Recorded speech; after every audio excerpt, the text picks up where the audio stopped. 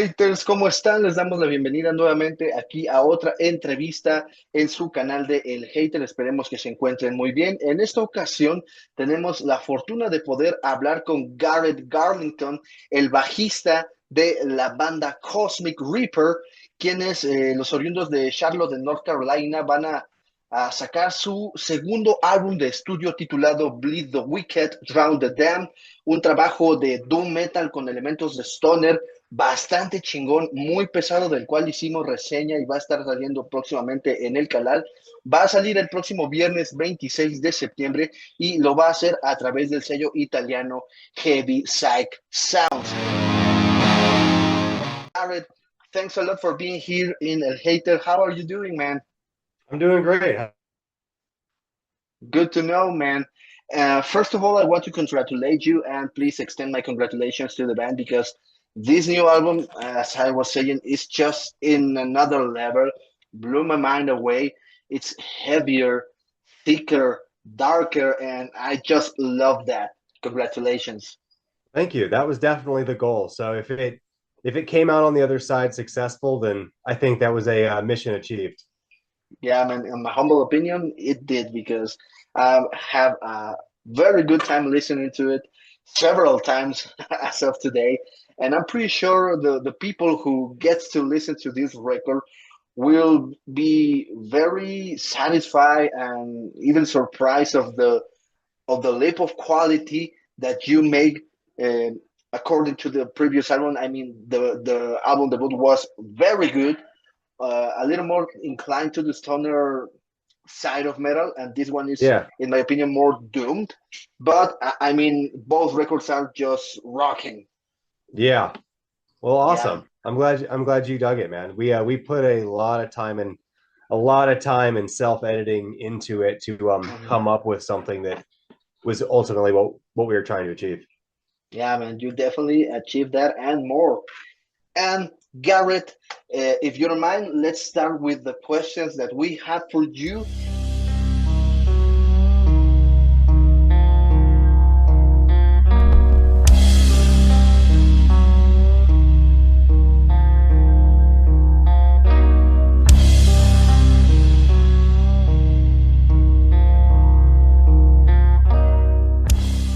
And the first question that I will ask is courtesy of Andreas Balnus. He's the leader, singer, and guitarist for the progressive metal band Philosophobia. And the Okay. question he asked is this one. For you, who is the Micheal Jordan of metal music? Although they might be better musicians or who are actually technically better than this person. Who is for you the Micheal Jordan of metal music? Oh.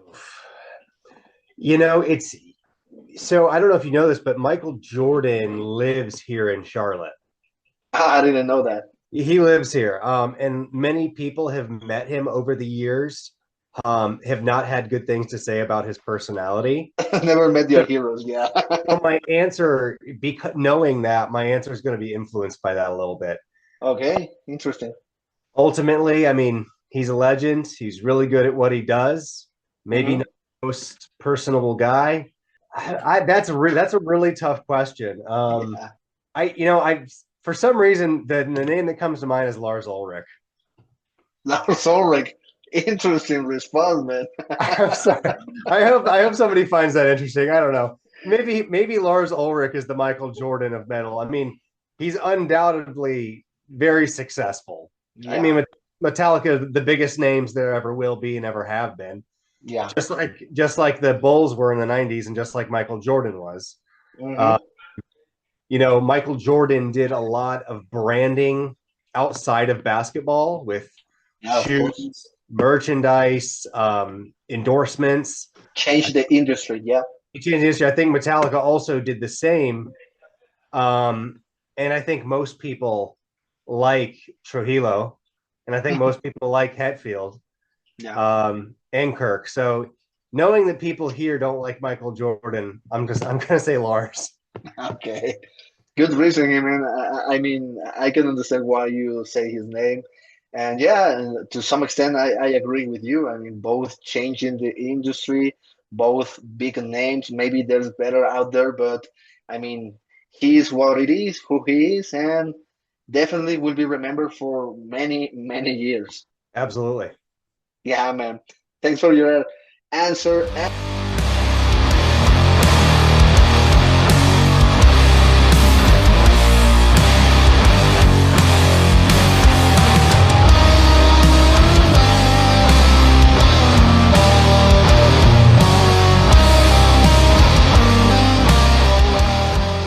This album feels much more doom-heavy than your earlier, more stoner metal work. What drove the that creative direction? I can only speak for myself, and Yeah. not everybody, but I know for us, it was twofold. The first part of that is that there's just too many people doing that stoner rock thing these days. I mean, every day a new band pops up, and the weed smoke in the room has gotten a little too thick. So, we're trying to cut through that a little bit. So, I mean, that's part of it. But at the same time, that first record's 5 years old now. Like, it took us a while to get the second one out. I think that our tastes have changed in 5 years. Where, we probably initially drew a lot of influence from, Weed Eater and Church of Misery and stuff that's a little bit more in that blues scale. Yeah. I don't listen to a whole lot of that as much anymore. I listen to a lot of the 90s, the Peaceville Records stuff coming out of England, Europe. So, My Dying Bride. More gloomy. Yeah, more gloomy stuff in general. I mean, that's personally what I listen to now. But then at the same time, it's like, in the beginning, you set out to be a doom band. You go back to the basics and say, okay, is what we're doing really doom, or do we need to sound more like Candlemass? Yeah. Do we need to sound more like Trouble, like Vitus, all the proto doom, they're not proto doom, but the traditional stuff. Yeah. So I think that we needed more influence from that and a little bit less of the blues, Sabbath worship type stuff that's ever so popular. Yeah, man. And you can hear it all over the place because, as you said, this definitely is like a more dense work. And of course, the riff worshiping, it's everywhere. I love that. And yeah, as you were saying, stoner metal, stoner rock is everywhere nowadays. Actually, one of the questions I got for you has something to do with that. But it's great to see new bands or young bands going back to the roots of this doom or more gloomy sound, because I mean these are dark times. So whenever everyone writes dark music, it's the perfect soundtrack just for living, in my opinion. Exactly. She fades away when her eyes catch the sun.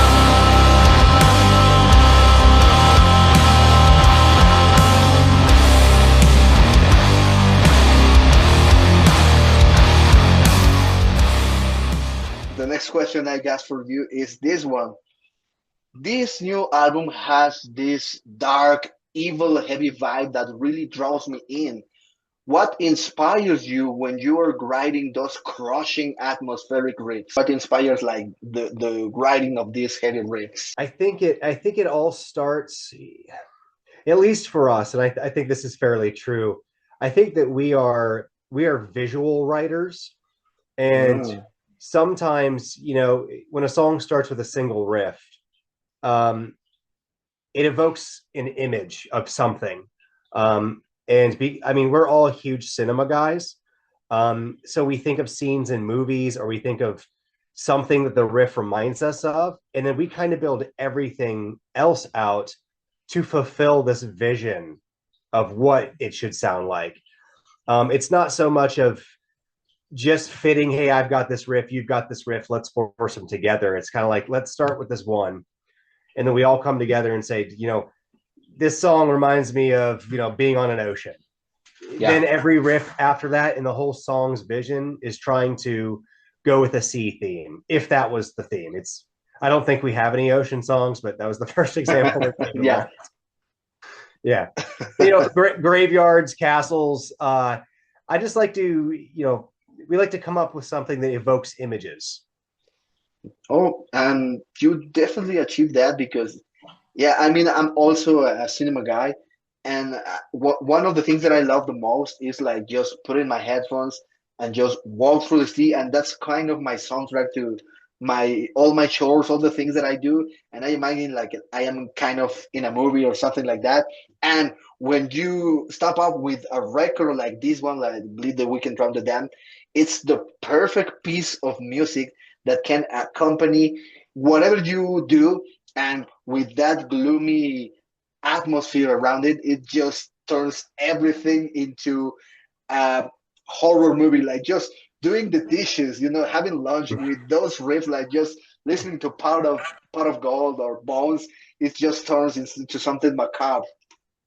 It's the perfect soundtrack for a rainy day. Yeah, And definitely. we're releasing this right at the end of this month, heading straight into October and Halloween and Day of the Dead. You guys have right there, correct? Yeah. I mean, it's a perfect soundtrack for that type of year where the leaves are dying, everything's gray, the sun's going away. I mean, what a better time to put out something like that, right? Yeah, it's perfect timing. Perfect timing.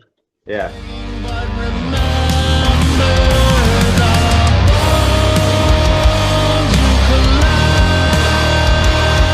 will haunt you till you join them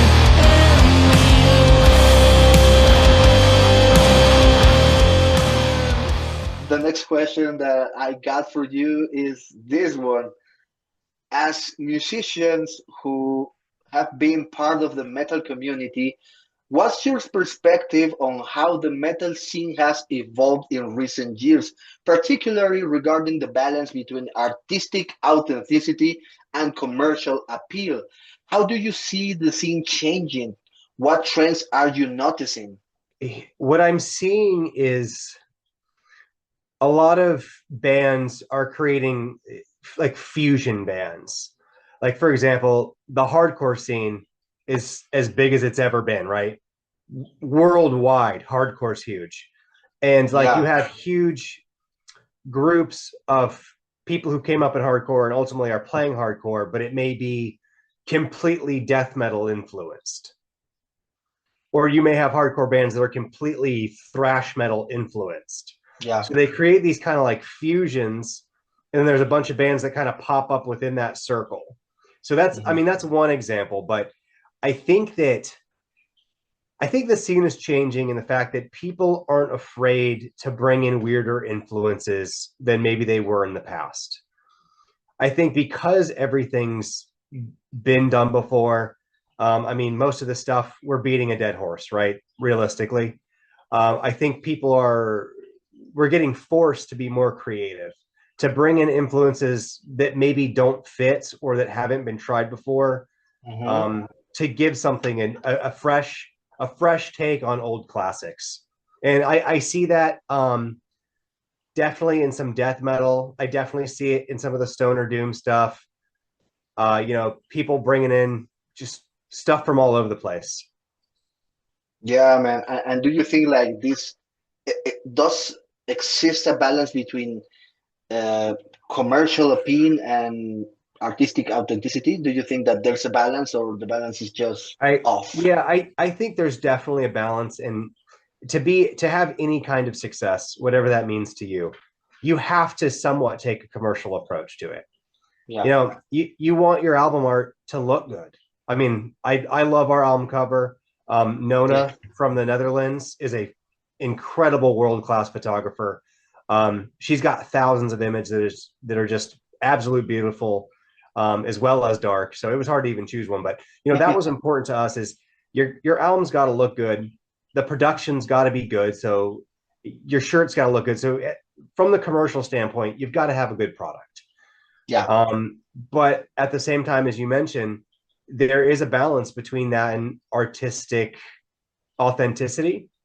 And I think that sometimes, maybe not in Doom, but maybe in other genres, whatever it may be, in the heavy side of things, you definitely come across stuff that's like I just don't think this is real. It feels like it was made from the jump to be a product almost. Yeah. Does that make sense? Yeah, of course. There's always, every day, I believe there's someone creating something just with profit in mind. I mean, and music is not an exception. And of course, even a genre like doom metal, just not just metal, doom metal, that it's a niche genre, it also has his detractors or enemies, whatever you want to call it. Because I mean, for example, I also review an album for a band called Castle Rat that I believe that they part from aesthetic point of view, and then the music comes in second and even third place. That's on the first Yeah. album, and then they switch it, but they took advantage of that dynamic. Like they put their name and their image in the minds of people, and they worried about the musical part of the band. Not Sure. not a lot of bands can do that, and of course that will not be a path that I will take, and I'm pretty sure a lot of folks can agree on that.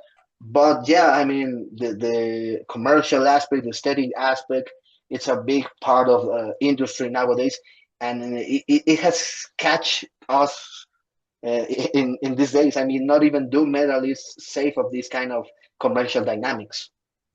Yeah, it's a part of the business. I mean, at the end of the day, music is art, and then you have the music business. And Yeah, I think, you could probably take an approach of, we're not worried about anything in any commercial matter. We're doing exactly what we want to do, and if people like it, you're damned, whatever.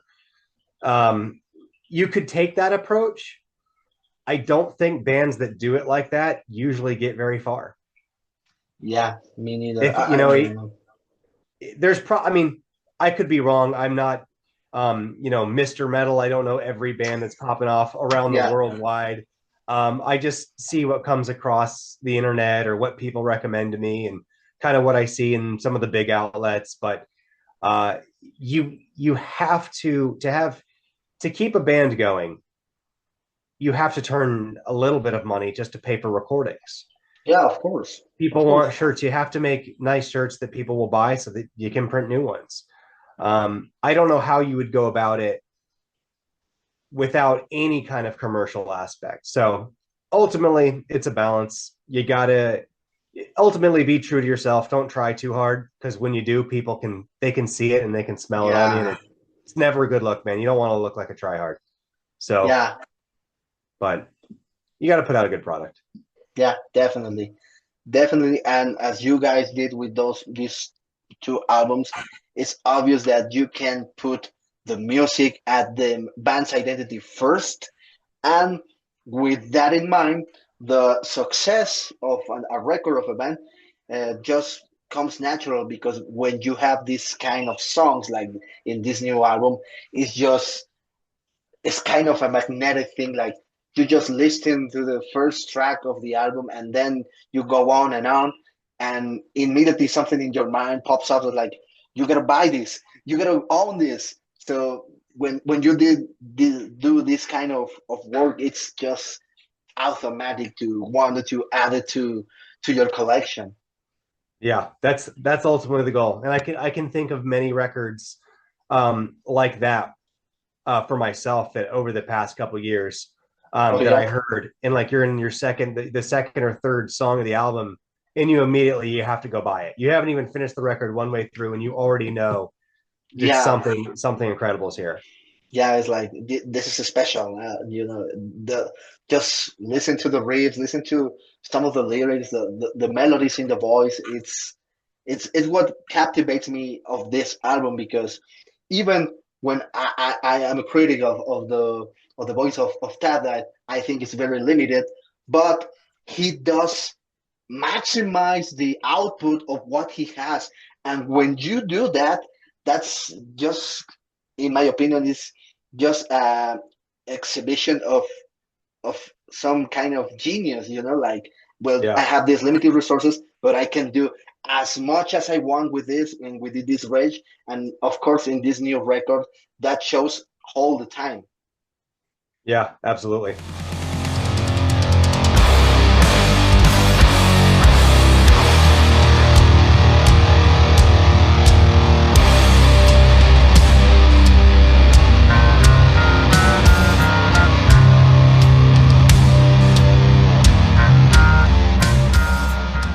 The last question that I got for you, Garrett, it's this one, a more fun question. Okay, brutal hypothetical time. Okay. You can either listen to only one band for the rest of your life or eat only one dish for the rest of your life. Which prison would you choose, and what's your pick? So you said what's the one band if you could only listen to one band forever? Yeah, the rest of your life you will only get to listen to that band or artist, or just have the same meal for the rest of your life. I can answer both those questions. Oh yeah, but you gotta choose one or the other. Oh, I have to choose one or the other? Yeah. All right. We'll stick to music, and I'll say AFI. AFI. AFI. Oh, that's great, man. I mean, I haven't listened to that band in a very long time. Yeah. I believe I just stay with Silver and Cold. They've got a new album coming out like next month or this month. Like they're about to drop another album. I will look for it. They've got a really long career. Yeah. And they change genres like 5 times. So yeah. if I picked AFI because there's probably something in the catalog for the past 30 years that'll fit the mood of whatever I want at that time. So. Oh, good. Fair enough, man. And if you will choose meat, which one would you pick? Meal? Yeah. Oh, easy. Nachos. Nachos? Really? Absolutely. I already eat nachos probably 3-4 times a week. with cheese and jalapeno and all the stuff. Everything. Oh man. No tomatoes though. I hate tomatoes. Oh, that's funny. I mean, wow, nachos for the rest of your life. That's something that I wouldn't imagine. You will definitely have some hard problems. What are nachos like down in Mexico City? Well, just a piece of dry corn, well, tortilla here in Mexico, dry, and maybe you can put on some meat, brine meat, and cheese, jalapenos, and that will be pretty much it. Okay. I mean, people just can throw whatever they like and make a mess out of it and just eat it, but that's basically what nachos are. We do them pretty fully loaded here. So it's going to have cheese, it's going to have ground beef, it's going to have black beans, it's going to have liquid. It's going to have liquid queso. It's going to have shredded lettuce, sour cream, hot sauce, you name it. I mean, we're going to put 8, 9, 10 things on those nachos. Yeah, that sounds monstrous. Yeah. Great, man. Great answers, man. And well, Garrett, those are all the questions that I have for you. Thanks a lot for helping me to answer them. I mean, it's great that you can talk so fluidly about the work that the band has been done with this new record. And please, as we said at the start of our call, help me out to formulate a question that I can use with my next guest. As I said before, it can be anything you want related to whatever you want. All right, there's no limitations. There's no censorship here. The next question who you can ask the next band is, what breed of dog is the friendliest? What? Oh, funny, glad question. That I like it a lot. Which breed of dog is the friendliest out there? That's good question. What breed is your dog? I have 5 dogs. Oh man. And 4 of them are pugs. Oh, pugs. Yeah. Nice. So we're a pug house. I love pugs. That's always my vote. Yeah, I have 3 dogs. Like 2 are mixed race and 1 is a pit bull. Yeah, so it will be a hard time for me to choose one because I just love dogs and also cats, but dogs are just my thing. Yeah, they're great, aren't they? Yeah, they are the best. I don't know if you watched that movie Dogman. That the only the fact that the dogs have is that they trust humans. Okay. It's called Dogman. Yeah, Dogman with Caleb Landry Jones. It's a Luc Besson movie. Okay. I'll have to look into that. I've never heard of it. Yeah, it's for last year. It's a very good movie. I recommend it. Okay. I'll check it out. Yeah, man, of course. And Garrett, thanks a lot for your time again. And please say to the band and again to you, congratulations for this amazing record. I mean, Absolutely. in a few days, my review for the record will be out on my YouTube channel. I will share it with you so you can check it out. And Definitely. I really hope that you and the band can come to Mexico City to play these amazing two records soon enough, because I mean, here in Mexico City, we're having a kind of a renaissance of psychedelic, stoner, doom metal, and it will be great to see a band such as yours just rocking Mexico City's stages. Who's your favorite band from Mexico City? For Mexico City, there's a band that is called Oculto. It's a duo. They are just something else. I mean, for being two guys, they make a hell of a good noise. Okay, I'll look them up. Garrett, thanks again for your time. And if you'd like to say something to the haters here in Mexico, please be my guest. Say something to the haters. Hey, we love keep hating. Yeah, man. I mean, hate is the healthiest feeling. It's sometimes it certainly can be. I think it's very human. It's a very human feeling. Yeah, it's what keeps me going, man. There you go. Man, again, thanks, and please have a nice day, and I hope to hear from you very soon. Thank you. Hey, Take have care, a great man. afternoon, brother. Thank you. Yeah, you too. Bye. Cheers.